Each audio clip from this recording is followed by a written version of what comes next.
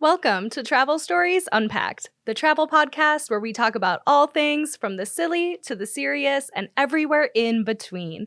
I am your host, Ashley Newton, and thank you so much for joining us today, September 27th, for World Tourism Day. We are so excited to unpack this topic, and my guest today is a repeat guest, Geoff Cox. Great to be here. Geoff So actually joined us. You joined us for our very first ever episode. How about that? And it didn't sidetrack the whole podcast. You were able to survive it. So congratulations. Yeah, and we had a ton of fun. It was a great way to launch the series. So if you haven't checked out that episode, I highly recommend you do. Some very incredible stories were shared there. And Geoff, you've been in the travel industry for more than 30 years. Yes, how about that? A lot of these gray hairs come from that, but very lucky. I am consider myself one of the luckiest guys ever. And a lot of that just comes down to my crazy way how I got into the industry and just the amazing things and experiences and people I've met over the last 35 years. It's made an amazing life. Well, and that's why I thought you were such a perfect person to come on and sort of unpack this topic, because World Tourism Day each year has a different theme. And this year, the theme is tourism and peace, which is kind of a really broad, net Right. that they're casting there. So what does that mean to you? Oh, well, a little bit of background. So like I say, having grown up in a very small little town and not traveling very much, my world exploded when I was 24 years old and I had the opportunity to work with Royal Caribbean Cruise Line. And I took my very first flight and I flew to Miami and got on my very first cruise. And I worked with on the cruise ships for 2.5 years. And that really launched me into a life in travel. What were you doing on the cruise ship? I was youth activities director. Okay. So that immediate experience to take someone in a very small little world that he had lived in and be exposed to this unbelievable brand new world that was different people, different religions, different cultures, different values, different, just everything. I mean, it was very much like when I went to college where you could go out and everyone left their doors open and you just kind of hung out at night. Well, now imagine you're on a cruise ship and it's 11 o'clock, everyone's done working and you open your doors and the guy across the hall is from Jamaica and the guy over here is from Britain. And oh, by the way, the other person down the hall is from Serbia. Now, at the time, they didn't have a lot of females working on ships, so almost all guys. And just the conversations, the music, the types of things, the politics that got discussed was just amazing because you just were like, well, everyone, I was born in a little town, Marlboro, Ohio. Everybody walked the same, talked the same, dressed the same. We all went to the same church. We all had you grow up in this old little world and you think, oh, everything's wonderful in my life. This is how the rest of the world thinks. Right. Because you're not exposed to different ideas, different thoughts, different, it's very homogenous. Yeah, very homogenous. The holidays that you celebrate and how you celebrate those holidays. That's just what you do. But when you get exposed and you're like, oh, today's Ramadan. What the heck is Ramadan? Oh, well, it's this. And well, what's today? Well, today's Yom Kippur. Yom Kippur. Oh, yeah, it's the holiest day of the year. And you're like, what the? So you're just exposed to, and that's why you're coming back to peace and celebrating today is that part of peace is just understanding the other side and being a part and being out there. And that's where travel comes into. We think we know what France is like. We think we know what Africa is like. But when you've got to physically be there. Right. And once you see the people, once you hang out in the towns, once you eat the food, once you look at their newspapers, I was always amazed that whenever I travel, even here in the United States, when you watch TV, you're getting United States news. Right. That's what you get. Unless you can go to PBS and get the BBC, you're getting the world. It's not like that in the rest of the world. You sit in a hotel in Paris, every channel, I'm getting Africa's news, France's news, Europe's news, US news, Canadian news, Argentina's news.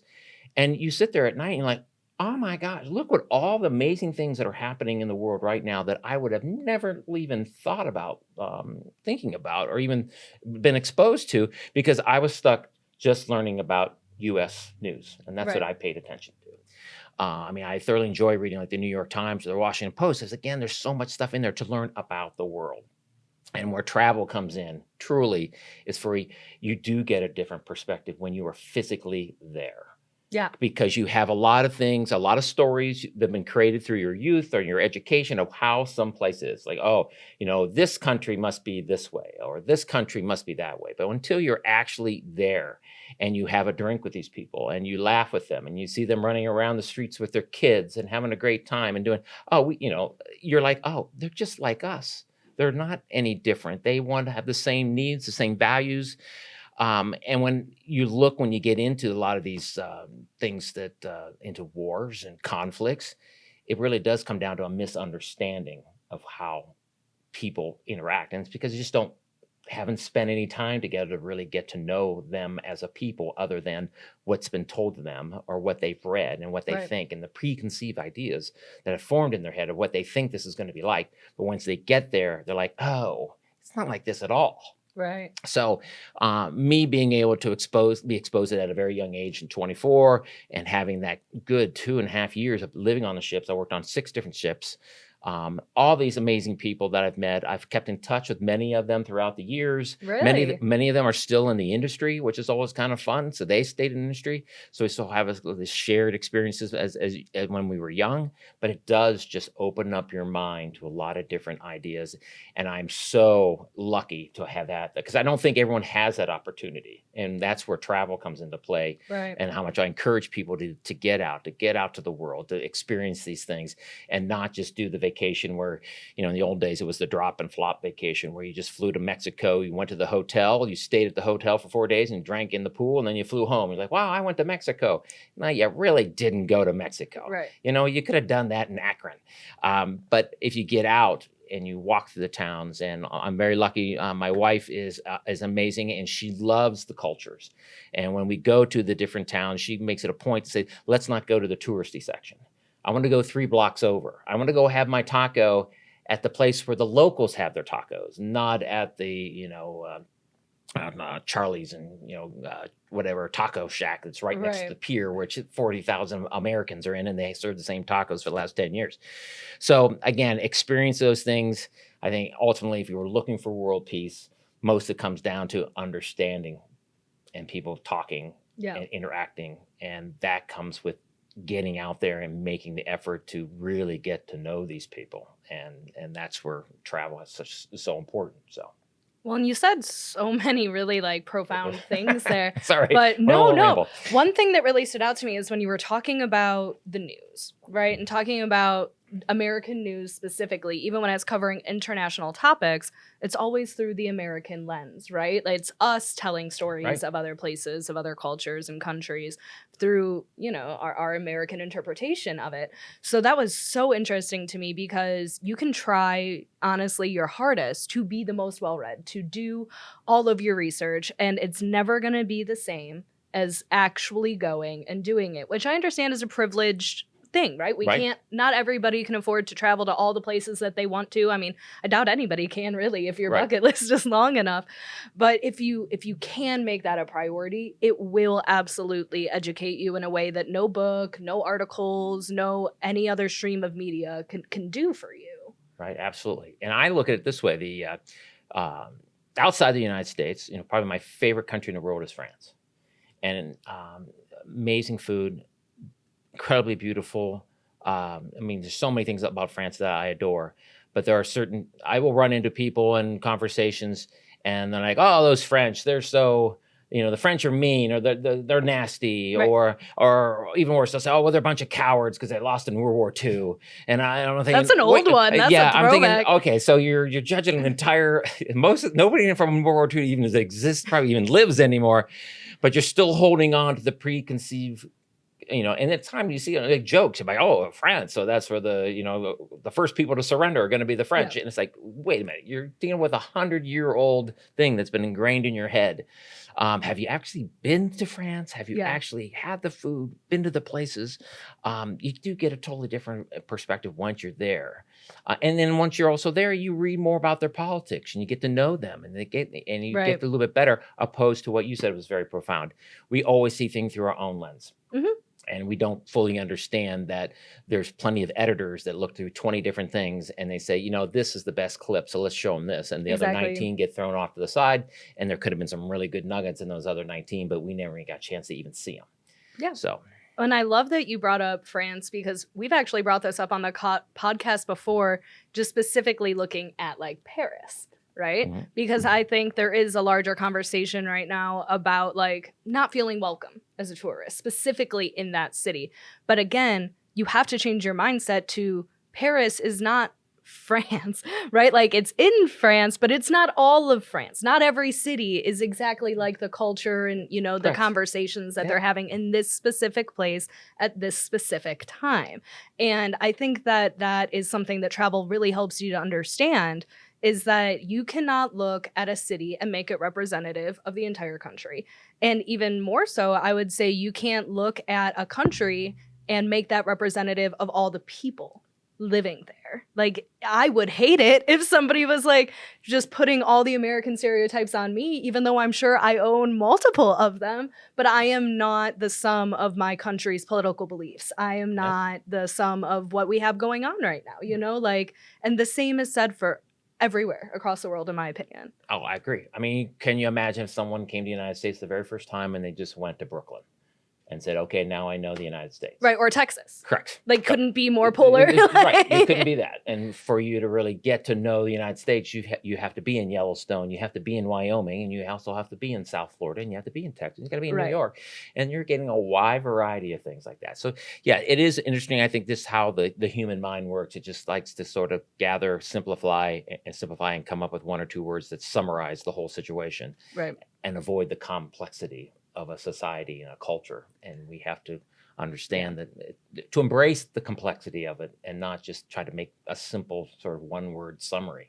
And I think that there's so many different variables and you know, outside factors that are why we do that, right? Like, it's not, we're not shaming anybody. It's not like, you know, like you're the worst because you're this way.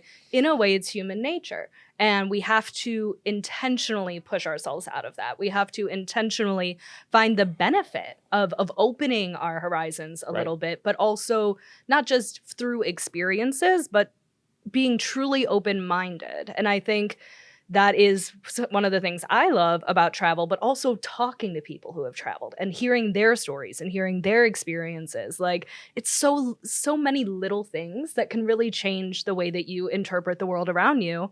And I'm thinking about when my friend went to South America and she came back and was just telling me about how they wash dishes differently there. Something so simple. And in my mind, I'm already filling in the gaps of how it's different. I'm like, oh, no dishwasher, no blah, blah, blah. I'm already assuming instead of listening. And then she told me the full thing. And now I would say every like once a month when I'm washing my dishes, I think of that story. And I think of how different life can be for people in other places and how we are not the gold standard.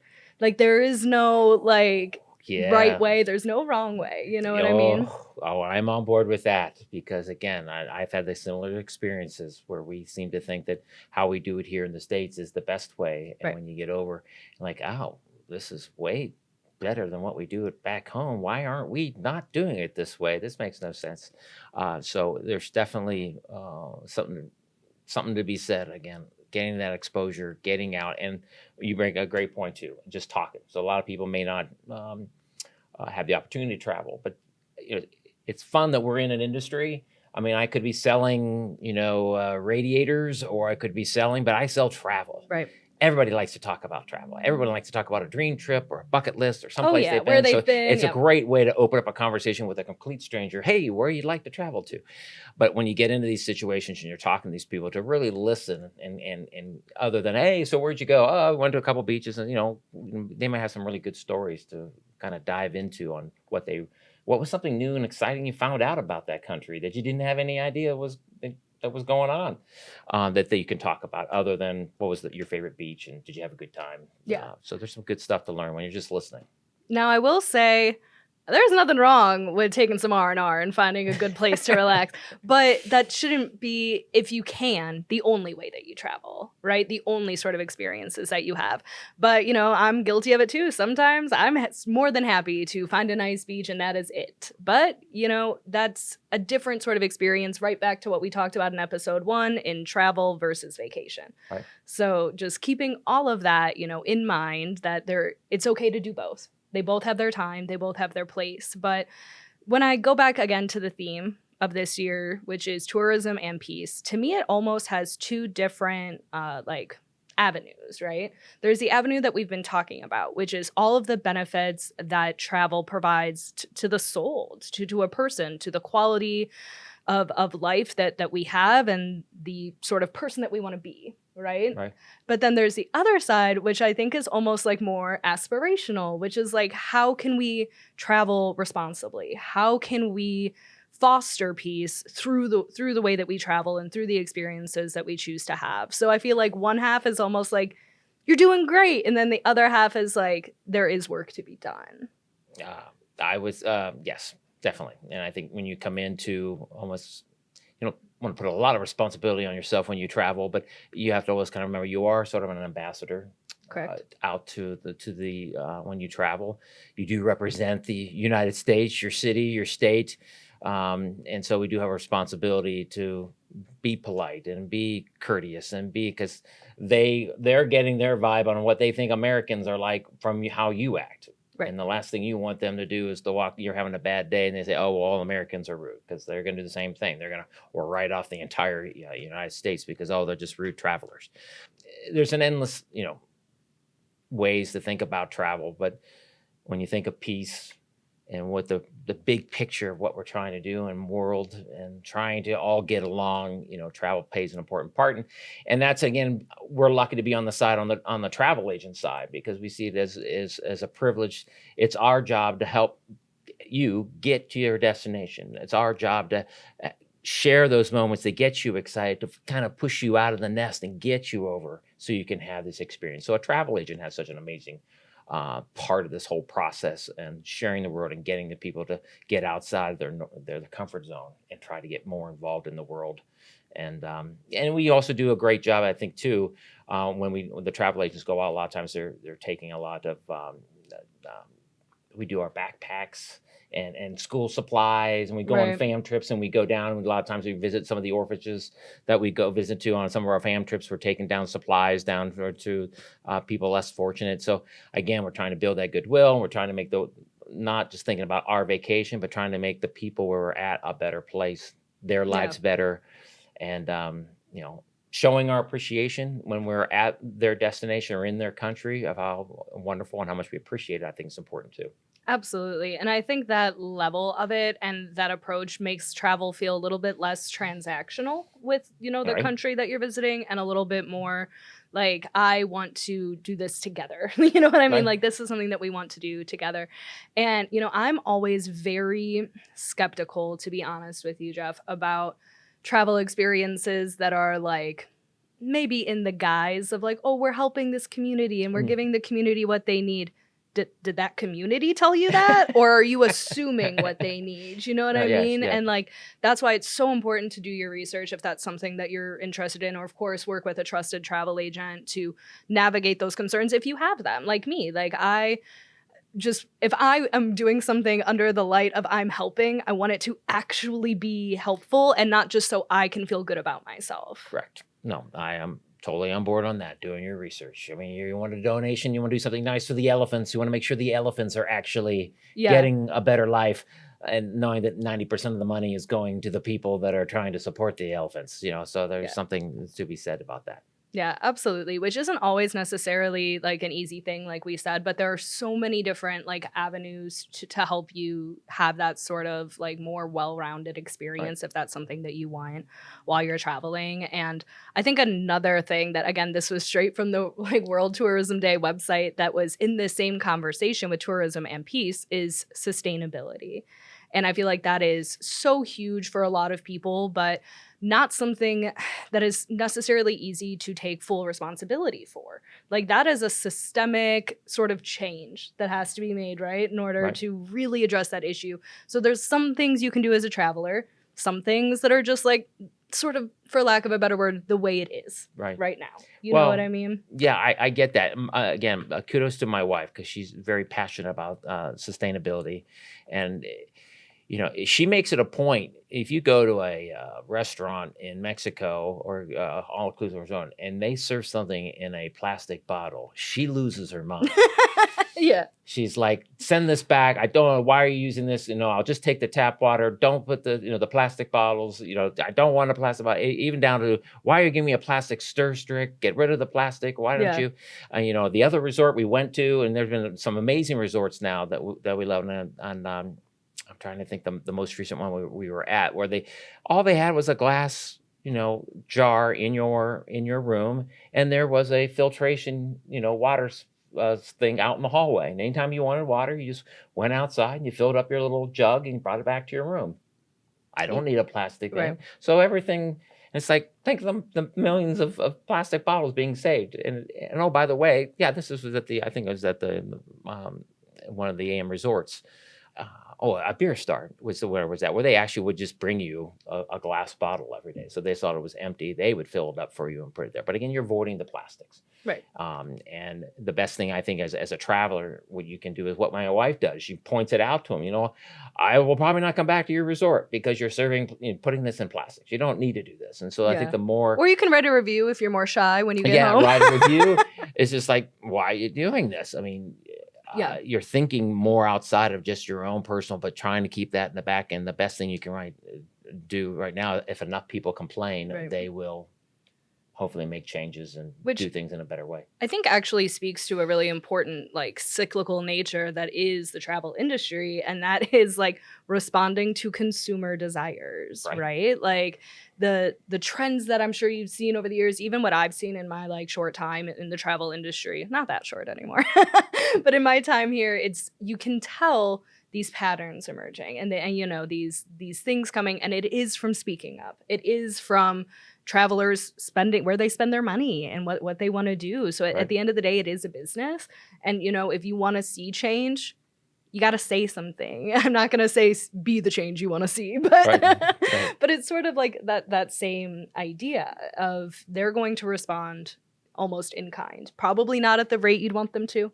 Probably not in the exact way that you want them to, but I'm sure that you've seen evidence of that. Sure. It's interesting you brought that up because we do a luxury symposium, and I've done a presentation at that luxury symposium to talk about how the luxury industry is growing so fast.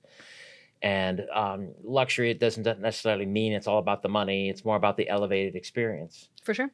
And when people think elevated experience, they're looking at smaller groups. They're looking at a nicer seat on the airplane, but they're also looking for an experience of travel sustainability. Right. And people are willing to pay for it. If they know they're going someplace that is doing it the right way, they will pay money to go there. And I think industries and hotels and cruise lines are realizing that this is something that has to be built into their marketing because it does attract customers, because there are people out there that are actively trying to direct their consumerism towards those types of people that are doing the right thing.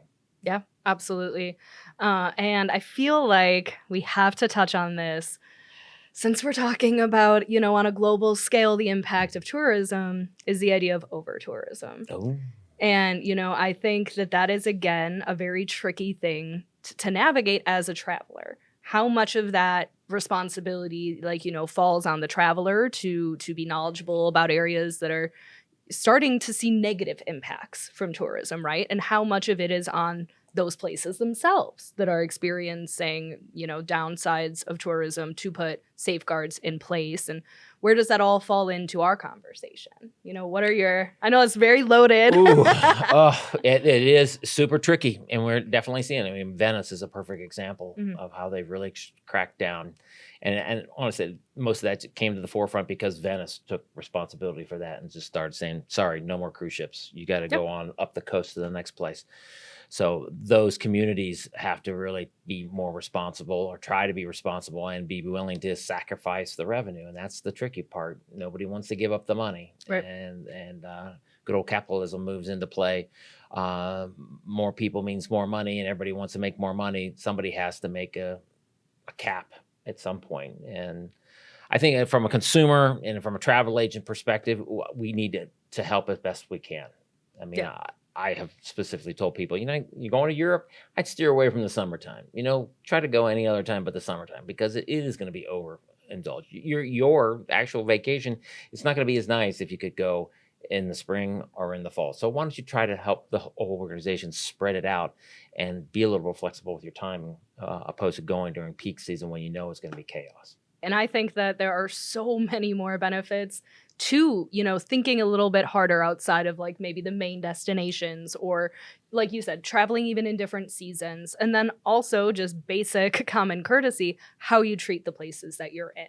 You know what I mean? Like be knowledgeable that you want this place to last for long after you're gone, so Correct. that everybody can see maybe the natural wonder, or maybe this old ruin, or you know what I Right. mean? Whatever it is, I think that there is definitely, responsibility on both parties. And most importantly, I think do a little bit of research and figure out what sort of the tone is and of the conversation right now in that place, Right. and then decide if it's still worth it to you, Right. or if that aligns, with your travel plans, and sort of go from there. It's not really something that we can answer, you know what I mean? Right. Obviously, gosh, think about the money we could make if we were like, we have the answer to Yeah. this problem. Yeah, but I said I was amazed last year when we were in Pompeii that they are it's an amazing complex, lots to see, but they are specifically not digging, even though in certain areas, because they're like, we want the next generation. We know there's cool stuff down there, but we're not going to dig there because we want the next generation to have that experience Yeah. of digging down and finding something totally unexpected and brand new. And we don't, even though we have the resource to do it now, we're not going to do it. And I thought that I was amazed by that. Yeah, that's somebody would really have the cool. forethought to think down the road that it's not always about me and my pocketbook or my life. Let's think broader and a long-term view, and let's think about them. And I said that sends a really good tone on how we maybe should always kind of be looking at the different things that we have going on in our life.